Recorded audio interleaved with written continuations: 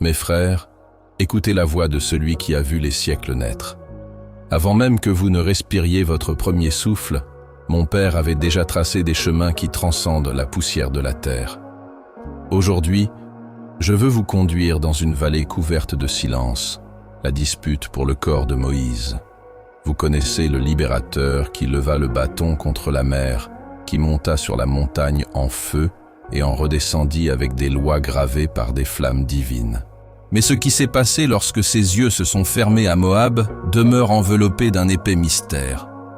J'étais là quand mon père prit son ami par la main et le cacha dans une sépulture qu'aucun mortel ne trouva jamais. Mais dans les hauteurs, un murmure sombre s'éleva. Satan revendiqua ses os qui avaient guidé tout un peuple. Il ne voulait pas de poussière, il voulait du pouvoir. Transformer une relique en piège, la vénération en idolâtrie, l'espérance en vanité.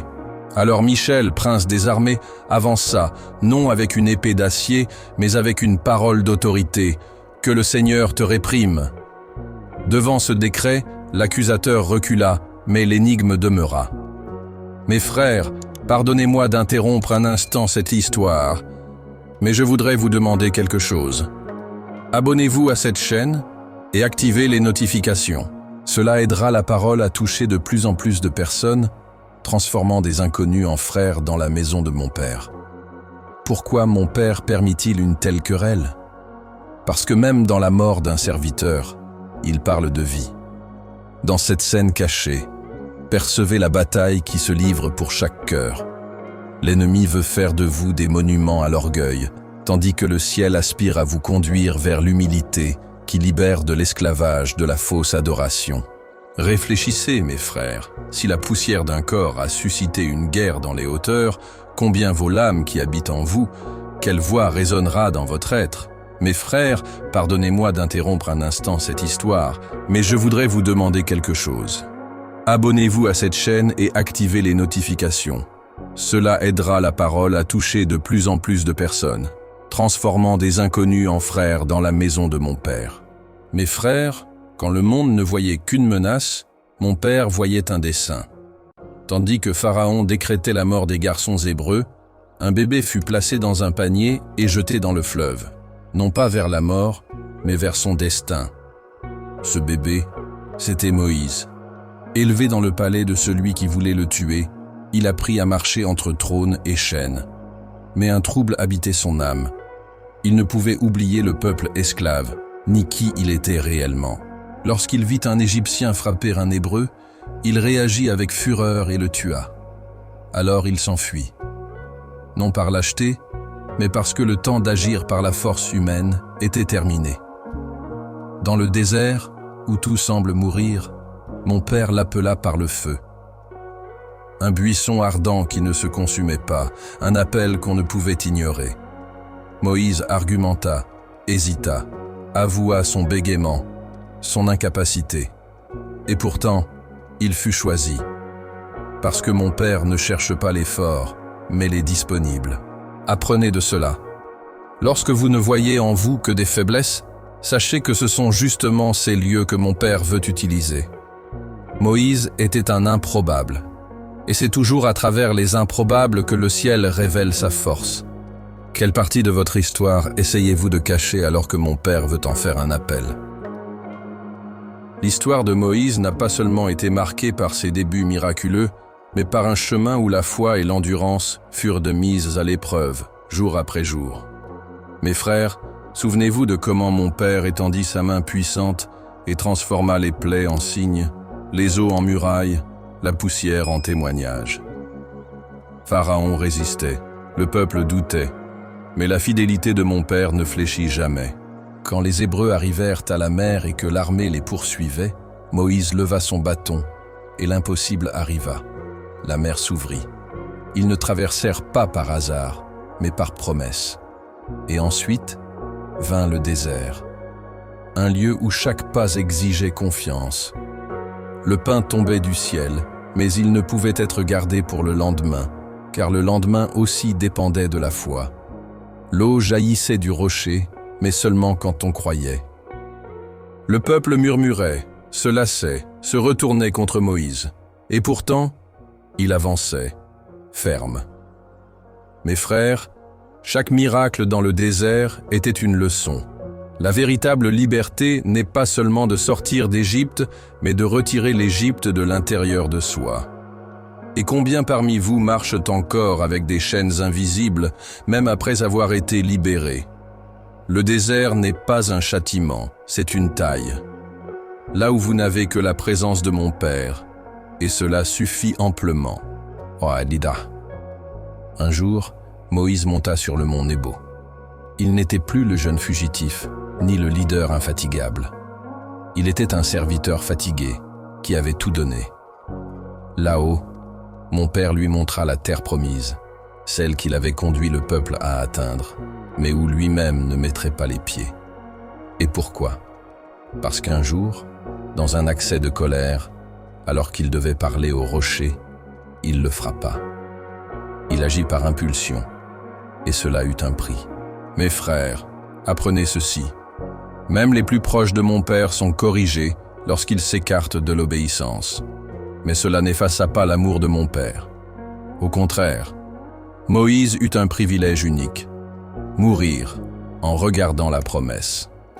Et même sans y entrer physiquement, sa mission était achevée. Il avait préparé le chemin. Parfois, vous planterez ce que vous ne récolterez pas. Vous bâtirez ce que d'autres habiteront. Ce n'est pas une défaite, c'est un but accompli. Moïse mourut les yeux pleins d'espérance et le cœur en paix, parce qu'il savait. Il ne s'agissait pas de lui, mais du plan de mon Père. Que ferez-vous lorsque le plan ne passera pas par vos mains, mais par celles de vos enfants? Resterez-vous fidèles? Mes frères, dans le silence des hauteurs, Moïse remit son esprit. Aucun homme ne vit sa mort. Aucun fils ne l'enterra. Ce fut mon Père qui l'ensevelit dans une vallée cachée, en un lieu que personne ne trouva jamais. Pourquoi tant de mystères? Parce que mon Père savait que le peuple, mu par l'émotion et le souvenir, pourrait transformer Moïse en idole. Il l'avait déjà fait avec l'or, les serpents et même les souvenirs. Le corps de Moïse pourrait devenir un autel, mais mon Père voulait que l'autel soit leur cœur. C'est pourquoi il l'enterra en secret. Mais ce geste révèle plus que de la prudence. Il révèle de l'intimité. Qui peut dire avoir été enseveli par Dieu lui-même? Moïse n'eut pas de pierre tombale, mais il eut l'étreinte de l'Éternel. Et ce que l'ennemi voulait utiliser comme symbole d'idolâtrie, mon Père le transforma en témoignage d'humilité. Mes frères, comprenez ceci. Il n'y a pas de gloire dans les statues. La vraie gloire est de vivre caché dans la volonté de Dieu. Et vous? Cherchez-vous la reconnaissance des hommes ou le silence honorable d'être connu par mon Père, même si personne d'autre ne vous voit? Mes frères, une question résonne à travers les siècles. Pourquoi personne ne sait où repose le corps de Moïse? Celui qui vit la mer s'ouvrir, qui parlait avec mon Père comme un ami, qui reçut des lois gravées du doigt de l'Éternel, n'a pas de sépulture connue. Pouvez-vous imaginer? Les rois ont des tombeaux de marbre. Les prophètes sont rappelés par des ossements vénérés. Mais Moïse disparut dans le silence. Ce n'était pas de l'oubli, c'était de la protection. Mon Père cacha son corps, parce qu'il connaissait la fragilité du cœur humain. Il savait que beaucoup chercheraient là plus qu'un souvenir. Ils chercheraient du pouvoir, de l'idolâtrie, le culte de l'homme. Et Moïse n'aurait jamais voulu cela. Il vécut pour exalter la gloire du ciel, non la sienne. Son absence physique préserve le vrai foyer de la foi, non dans le chef, mais dans le Dieu qui le guidait. Réfléchissez avec moi. Combien de fois cherchez-vous des signes tangibles pour croire, alors que la vraie foi marche dans l'invisible? Le tombeau caché de Moïse nous enseigne que toute absence n'est pas une perte. Parfois, c'est une protection divine. Dans tout le vaste océan des Écritures, il n'y a qu'un seul verset qui révèle quelque chose de surprenant. Jude 9. Là, vous lisez que Michel, l'archange, disputait avec Satan au sujet du corps de Moïse. Une seule phrase, sans détail, sans explication. Mais le poids spirituel de cette phrase est immense. Le ciel et l'enfer se rencontrèrent sur le seuil de la mort d'un serviteur fidèle. Michel n'utilisa ni insulte ni arrogance. Il déclara simplement « Que le Seigneur te réprime ». Cela suffit, parce que l'autorité n'est pas dans le cri, elle est dans le nom de mon Père.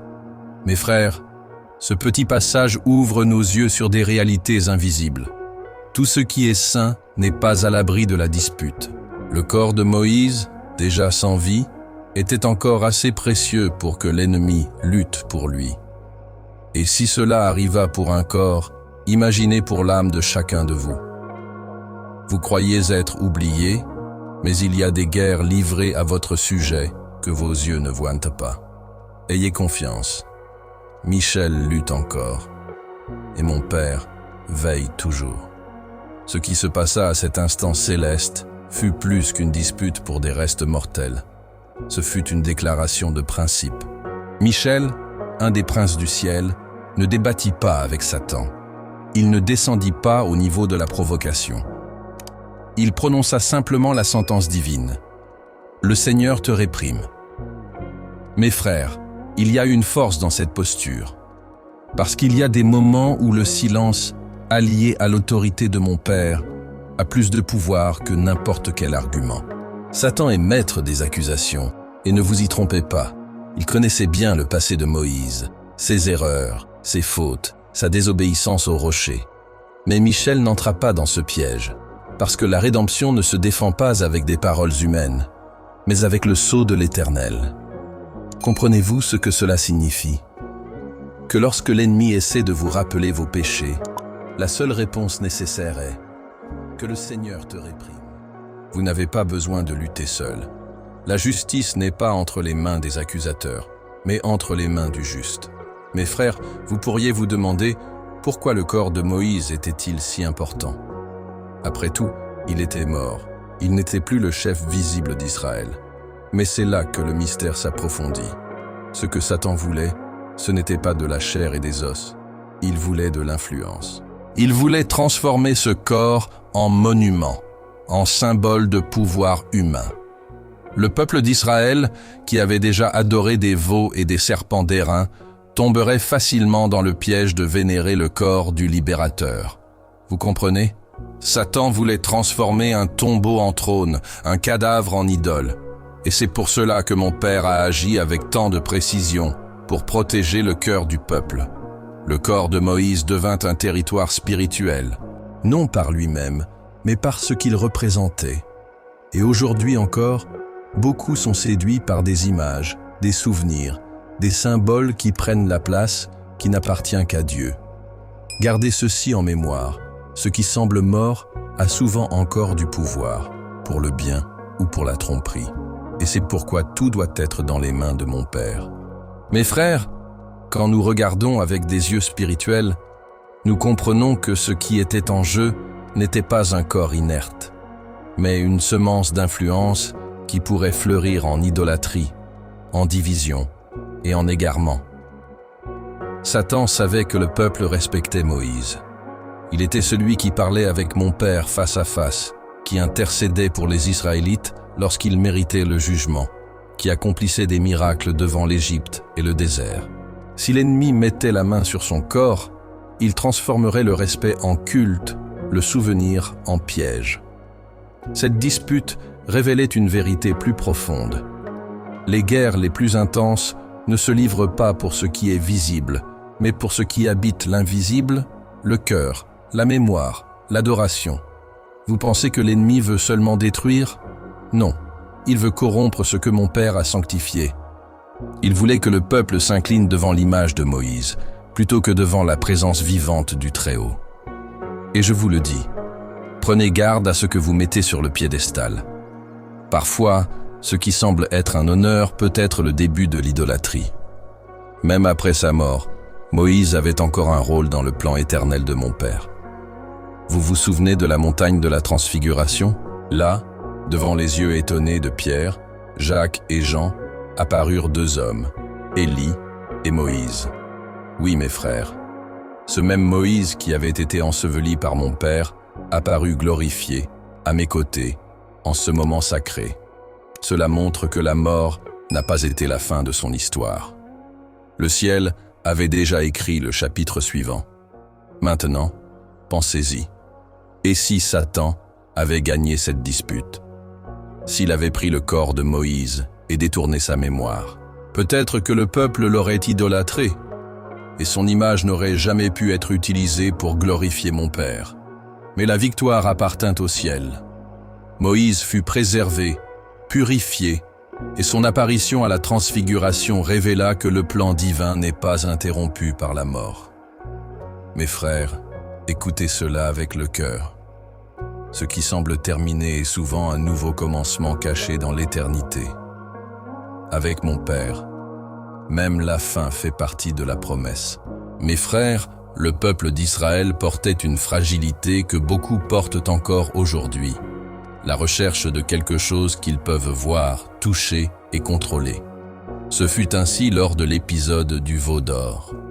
Tandis que Moïse montait pour parler avec mon Père, le peuple s'impatienta. Ils préférèrent créer un Dieu de leurs propres mains plutôt qu'attendre le vrai. Et voyez comme l'ennemi est astucieux. Il connaît cette inclination, ce besoin de concrétiser le sacré sous des formes humaines. C'est pourquoi il désirait tant le corps de Moïse, pour le transformer en idole, en objet de dévotion déformé. Car là où il y a idolâtrie, il y a éloignement de la présence réelle. La foi perd son essence quand elle échange l'invisible contre ce qui est manipulable. Et vous, mes frères, en qui placez-vous votre confiance? Dans des figures humaines, dans des images construites par les émotions? Ou gardez-vous vos yeux fixés sur mon Père, qui est esprit, vérité et vie? L'idolâtrie ne commence pas avec des statues. Elle commence lorsque nous retirons mon Père du centre et que nous plaçons autre chose à sa place. Mes frères, permettez-moi juste un instant. Si vous vous abonnez à cette chaîne, vous nous aiderez à partager l'Évangile avec encore plus de personnes. Chaque nouvel abonné nous permet de semer la parole dans des cœurs qui en ont besoin. Mais reprenons maintenant. Je vous demande pardon à nouveau. Mais si vous pouvez vous abonner à notre chaîne, cela nous aidera vraiment à grandir et à toucher encore plus de personnes. Mais maintenant, revenons à notre histoire. Quand mon Père décida de cacher le corps de Moïse, il n'agissait pas seulement en Seigneur, mais en Père attentif. Il savait que le cœur humain est enclin à l'erreur, même face à la vérité. En occultant le corps, il ne priva pas le peuple d'honneur, mais le préserva de la destruction. C'est un amour qui anticipe, qui voit au-delà du présent. Car ce qui semblait être un geste étrange, cacher une tombe, était en réalité une démonstration de zèle. Le peuple n'avait pas besoin d'un monument pour se souvenir de Moïse. Il devait continuer à marcher vers la promesse, en plaçant sa confiance dans la présence de mon Père, non dans l'absence d'un chef. Et combien de fois pleurez-vous parce que mon Père vous cache quelque chose? Combien de fois confondez-vous silence et abandon? Mais sachez ceci, la cachette de mon Père n'est pas un oubli, c'est une protection. Parfois, il cache parce qu'il aime, parce que ce que vous désirez aujourd'hui pourrait, demain, vous détruire. Faites confiance aux ailes de l'Éternel. Il sait ce qu'il révèle et ce qu'il garde. Mes frères, ce que Satan tenta de faire en luttant pour le corps de Moïse n'était pas simplement un acte de rébellion, c'était une tentative d'empêcher un plan plus grand. Il savait que Moïse ferait encore partie de quelque chose de grandiose. Le temps ne limite pas les plans de mon Père. Même après la mort, Moïse serait encore utilisé. L'ennemi, voyant au-delà de la chair, cherchait à saboter le dessein avant qu'il n'éclose. Il voulait empêcher Moïse d'être avec moi lors de la transfiguration, que son image soit rappelée d'une manière pure, libre de toute idolâtrie. Comprenez ceci. Le royaume des ténèbres lutte contre ce qui n'est pas encore né, contre ce que mon Père a déjà dessiné dans l'invisible. Et qu'est-ce que cela vous enseigne? Que le fait d'être attaqué ne signifie pas que vous avez échoué, c'est peut-être exactement le contraire. Satan essaie d'empêcher ce que vous allez encore accomplir. Ne renoncez pas lorsque la bataille s'intensifie. Le ciel prépare peut-être quelque chose de bien plus grand, et l'enfer l'a déjà compris. Quand l'ennemi regarde quelque chose qui a été utilisé par mon père, il ne peut pas effacer l'histoire. Alors il tente de la déformer. Avec Moïse, son intention était claire. Transformer l'honneur en adoration, la révérence en idolâtrie. Parce qu'il sait que ce qui commence comme de la gratitude peut, sans vigilance, devenir de la vénération. Et l'idolâtrie n'est pas toujours grossière. Parfois, elle est subtile, vêtue d'une admiration exagérée. Mes frères, Satan n'a pas besoin de vous faire renier la foi. Il lui suffit de vous convaincre de détourner votre adoration du centre. Ce fut ainsi avec Moïse, et c'est ainsi avec tant de leaders, de symboles, de ministères. L'ennemi profite du besoin humain de toucher, de voir, de fixer le sacré sur quelque chose de physique. Mais le véritable adorateur cherche la présence, non l'objet. Et vous, regardez-vous le don en oubliant le donateur? L'idolâtrie n'est pas seulement se prosterner devant une image, c'est quand le cœur s'incline devant toute autre chose que mon Père. Voyez, mes frères, mon Père n'a pas caché le corps de Moïse par hasard, mais par zèle pour la foi de son peuple. Il savait que cette génération, marquée par les murmures et le désir du visible, tomberait facilement dans la vénération du corps du libérateur. Alors, de ses mains invisibles, mon Père ensevelit Moïse en un lieu inconnu, frustrant les plans de l'ennemi et protégeant la pureté de l'adoration. Cela révèle quelque chose de profond. Mon Père ne se contente pas de conduire, il préserve.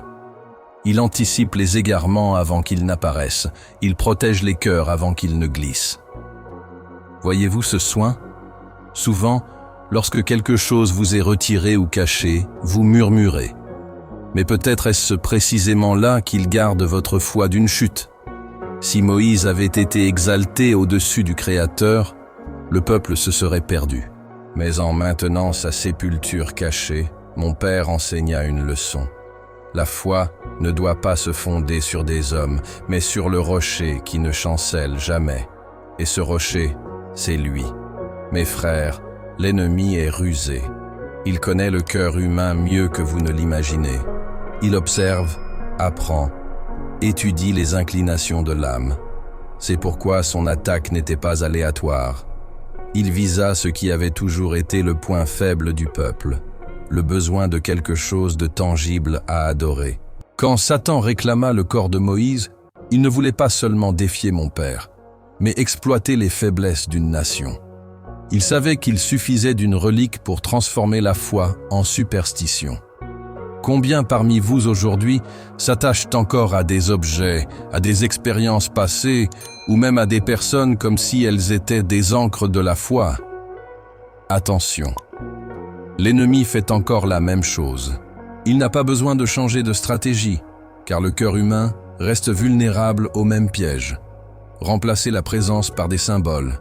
Et c'est pourquoi la parole dit « Gardez votre cœur, car de lui jaillissent les sources de la vie ». Si l'ennemi veut quelque chose, c'est parce qu'il sait combien cela peut blesser votre âme. Mais si vous êtes guidés par la lumière de mon Père, il n'aura jamais de succès. Mes frères, ce que Satan essaya de prendre n'était pas seulement un corps, mais un symbole. Le corps de Moïse représentait la libération, le leadership, l'alliance avec le ciel. Et les symboles, lorsqu'ils sont entre de mauvaises mains, peuvent être transformés en instruments d'esclavage spirituel. L'ennemi le sait. Il voulait prendre ce qui était saint et lui donner un nouveau sens, un sens corrompu, contaminé par l'orgueil, la vanité et la religiosité. Combien vivent ainsi aujourd'hui, s'accrochant à des symboles morts d'un temps vivant, sans se rendre compte qu'ils ont été vidés de la présence de mon Père. Le corps de Moïse aurait été utilisé comme une vitrine de l'enfer, un monument à un homme au lieu d'un mémorial au Dieu qui libéra Israël. C'est pourquoi mon Père ne le permit pas, car là où il voit de la gloire, l'ennemi tente de créer une distraction. Souvenez-vous, même ce qui est saint peut être détourné s'il sort des mains de mon Père. La guerre pour le corps était en réalité une guerre pour les significations. Et aujourd'hui, la question résonne. Qu'avez-vous permis à l'ennemi de redéfinir dans vos vies? Le corps de Moïse fut caché, mais la présence de mon Père resta visible. Il n'y eut pas d'autel, mais il y eut la nuée. Il n'y eut pas de tombeau, mais il y eut la promesse accomplie. Mes frères, comprenez ceci. Quand mon Père cache quelque chose, il ne refuse pas, il redirige. Le peuple n'avait pas besoin d'un corps, il avait besoin de l'arche. Il avait besoin de la nuée de gloire, de la présence qui les guidait jour et nuit. Parfois, ce que vous pensez être une perte est un délivrement. Ce que vous pensez être une absence est une protection. Le corps que le peuple ne vit jamais devint l'une des plus grandes leçons. Dieu est là où il veut être, et non là où nous essayons de l'enfermer. Et cela, c'est la liberté pour la foi. Car une foi qui dépend des reliques n'est pas la foi, c'est de l'attachement. Moïse partit, mais mon Père resta. Et là où est son esprit, il y a direction, provision et sécurité. Ayez confiance en cela. Même quand il cache le corps, il révèle le chemin. Quand Satan se leva pour disputer le corps de Moïse, il ne vint pas avec honneur, il vint avec des accusations. Car il est l'accusateur, celui qui murmure au ciel les péchés des hommes, comme s'il pouvait les annuler devant la sainteté de mon Père. Et avec Moïse, il tenta cela. Il rappela le sang de l'Égyptien, la rupture des tables de la loi, l'erreur lorsqu'il frappa le rocher. Il voulut transformer l'histoire de rédemption en une liste de fautes. Mais Michel ne répondit pas par des arguments. Il ne défendit pas Moïse par des justifications. Il déclara simplement que le Seigneur te réprime. Car lorsque mon Père pardonne, aucun argument ne tient. Mes frères, écoutez attentivement. L'ennemi essaie encore de faire la même chose avec vous. Il fouille le passé, recherche de vieilles erreurs, tente de vous convaincre que vous n'êtes pas digne. Mais si vous êtes couverts par la grâce, aucune accusation ne demeure. Peu importe ce qui a été fait, ce qui compte, c'est ce que mon Père a décidé. Et s'il a décidé de pardonner, alors l'accusation tombe à terre. Moïse a fauté. Oui, mes frères, il a échoué dans des moments cruciaux. Il s'est mis en colère, il a douté, il a été impulsif. Mais savez-vous ce qu'il n'a jamais fait? Il n'a jamais abandonné la présence de mon Père. Il est tombé, mais il s'est relevé. Il a été discipliné, mais jamais rejeté. Et c'est cela, la fidélité. La fidélité n'est pas la perfection, c'est la persévérance. Satan voulait utiliser les péchés de Moïse comme justification pour discréditer son histoire. Mais il a oublié que mon Père ne mesure pas les hommes uniquement par leur chute, mais par leur disposition à continuer malgré tout. Moïse a guidé un peuple rebelle, il a intercédé quand tous étaient de près à abandonner. Il a aimé la mission plus que sa propre vie. Croyez-vous que mon Père aurait oublié cela à cause d'une erreur? Mes frères, l'histoire de Moïse nous rappelle que Dieu n'exige pas la perfection, mais l'abandon. Que même quand nous échouons, nous pouvons être rappelés comme des amis du Très-Haut. Et je vous le demande, cherchez-vous à paraître parfait? Ou êtes-vous fidèle, même quand personne ne vous voit? Mes frères, Satan ne voulait pas le corps de Moïse comme un simple souvenir. Il voulait un trophée. Quelque chose qu'il pourrait exhiber comme un signe de victoire sur les élus de mon Père. Un corps saint qui avait été un instrument de libération entre les mains de l'ennemi deviendrait un signe de dérision contre le ciel. Comprenez-vous? C'était plus qu'un corps. C'était la tentative de montrer que même les amis du Très-Haut pouvaient être utilisés comme des armes de confusion. Satan voulait transformer l'honneur en honte. Moïse, qui avait intercédé pour le peuple lorsqu'il méritait le jugement, qui était monté au Sinaï et avait vu la gloire de mon Père, serait transformé en objet de manipulation spirituelle. Ce désir révèle l'essence de l'ennemi. Il ne crée rien, il déforme simplement ce qui est pur. Il prend ce qui est saint et tente de le couvrir de ténèbres. Mais le ciel n'a pas permis cela. Michel n'a pas permis cela. Mon Père, dans sa souveraineté éternelle, n'a pas permis cela. et ce qui devait être un sujet de moquerie devint un témoignage de protection divine.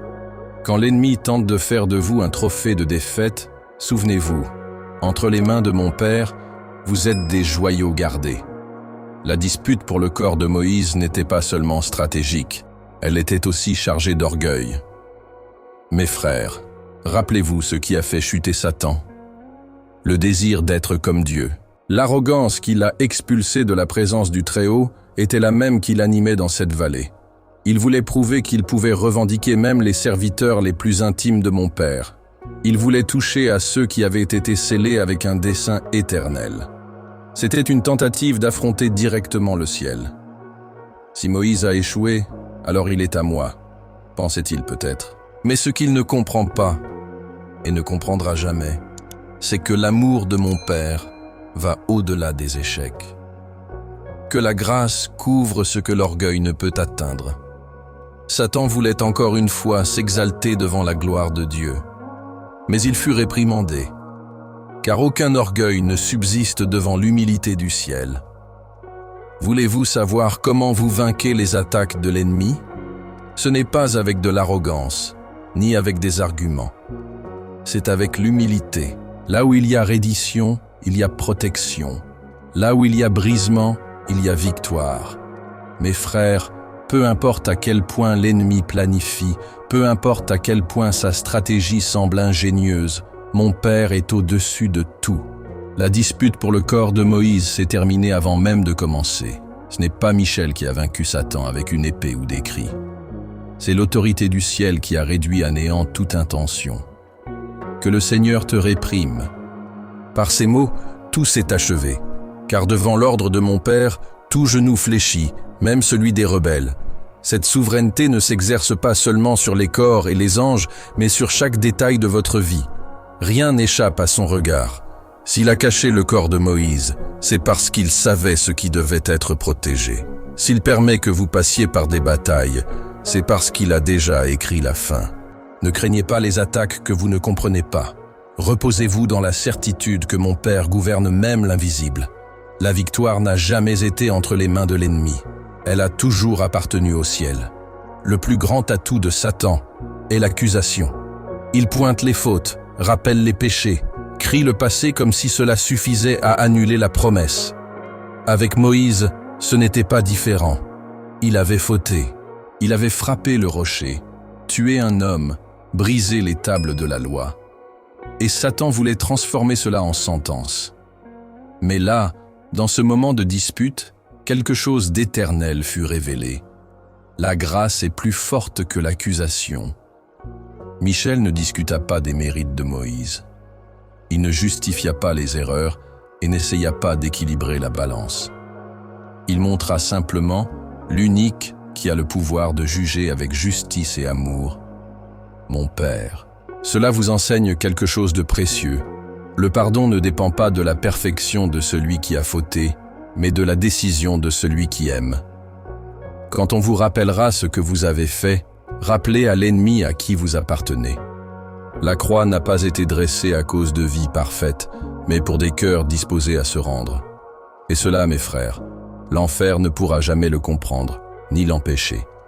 Mes frères, la dispute pour le corps de Moïse fut plus qu'une bataille pour le passé.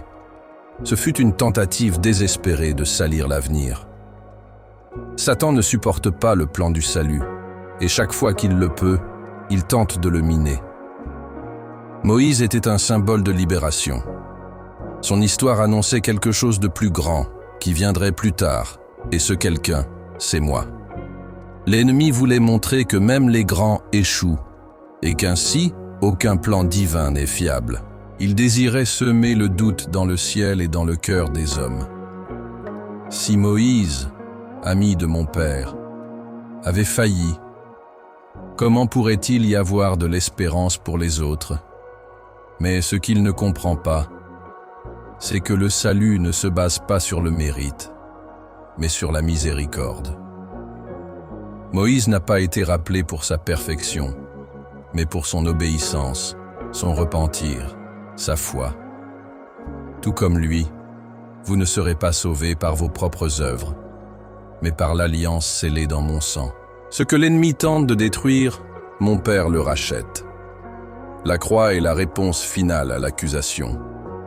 Vous n'avez pas vu la bataille entre Michel et Satan. Elle ne s'est pas livrée devant le peuple. Il n'y a eu aucun témoin humain, aucun récit détaillé. Mais la victoire eut lieu. Mes frères, apprenez ceci. Beaucoup des plus grandes batailles que mon Père remporte pour vous se passent dans l'invisible. Pendant que vous dormez, il veille. Pendant que vous pleurez, il lutte. Pendant que vous pensez être seul, des anges sont envoyés, des ordres sont donnés, des murailles sont érigées en silence. La victoire sur Satan dans la dispute pour Moïse fut un rappel de plus que le ciel n'a pas besoin de public pour triompher. Le pouvoir de mon Père ne dépend pas des applaudissements, mais de l'autorité. Quand vous ne voyez pas d'issue, n'entendez pas de réponse, ne sentez pas de force. Faites confiance malgré tout. Parce que l'absence de signe n'est pas l'absence d'action. Le ciel travaille en silence, mais agit avec perfection. Et au moment juste, vous verrez qu'aucun combat n'a été vain. Vous pourriez demander, pourquoi cette histoire a-t-elle été révélée en un seul verset de la Bible? Un moment si grandiose, caché dans une phrase si brève. Mes frères, c'est parce que le ciel ne fait pas de bruit inutile. Ce qui est puissant n'a pas besoin d'être tapageur. Jude 9 porte un poids si grand parce qu'il montre ce qui se cache derrière toute véritable foi. Des batailles que nous ne voyons pas, des décisions que nous ne comprenons pas, des protections que nous ne percevrons jamais. La dispute pour le corps de Moïse n'est pas seulement un épisode isolé. C'est un miroir de ce qui arrive chaque jour, dans chaque vie qui décide de marcher avec mon Père. Cela montre que l'ennemi lutte férocement pour ce que mon Père valorise.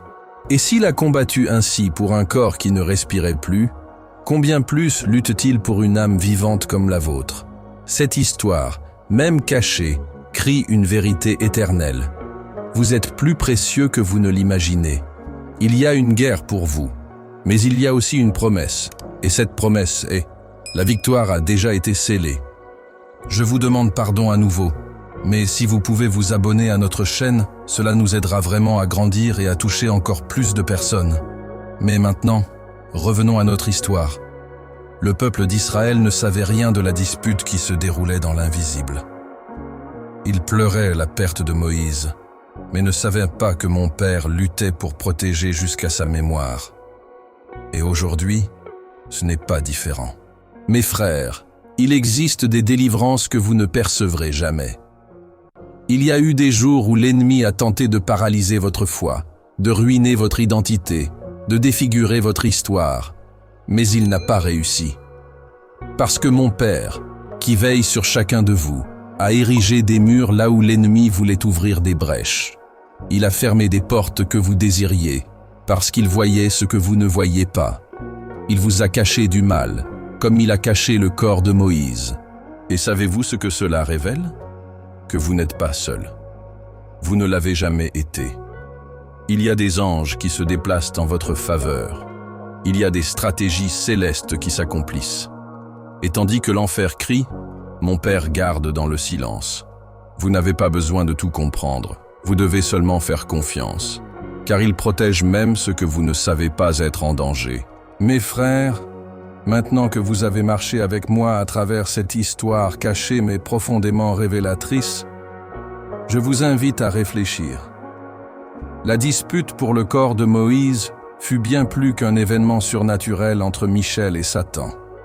Elle fut le reflet de la guerre qui a lieu chaque jour, entre lumière et ténèbres, vérité et mensonge, fidélité et idolâtrie.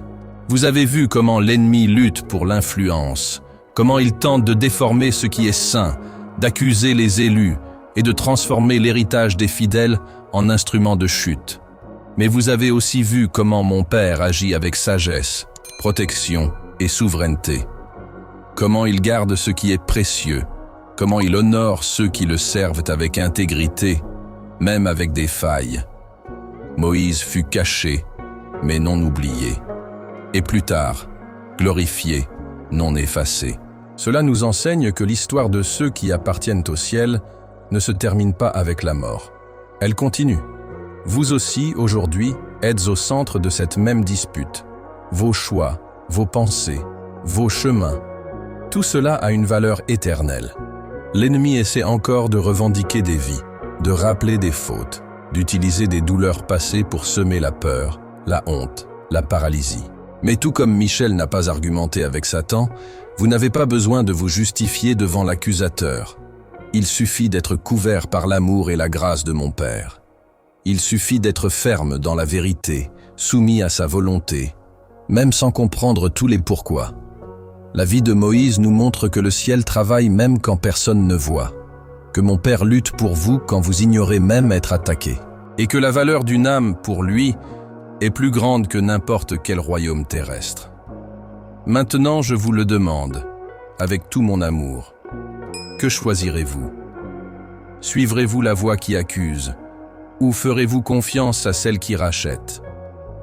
Chercherez-vous des monuments humains, ou reposerez-vous dans la présence de l'invisible et de l'éternel? Serez-vous guidé par la peur, ou vivrez-vous par la foi? Car la bataille a déjà été gagnée. Mais le choix, il est encore entre vos mains. Mes frères, si vous êtes restés jusqu'à la fin et que vous avez profité de ce moment que nous avons partagé ensemble, je vais vous demander encore une fois de nous aider à grandir et à atteindre plus de personnes.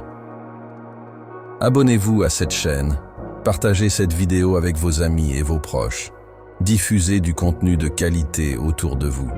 Cela ne fera pas seulement du bien à votre cœur, mais aussi à chaque personne que ce message pourra toucher. Je vous souhaite une journée pleine de paix, que mon Père bénisse et prenne soin de chacun de vous. Et n'oubliez pas, nous nous retrouverons très bientôt pour un nouveau moment de partage et de connaissance ici sur cette chaîne.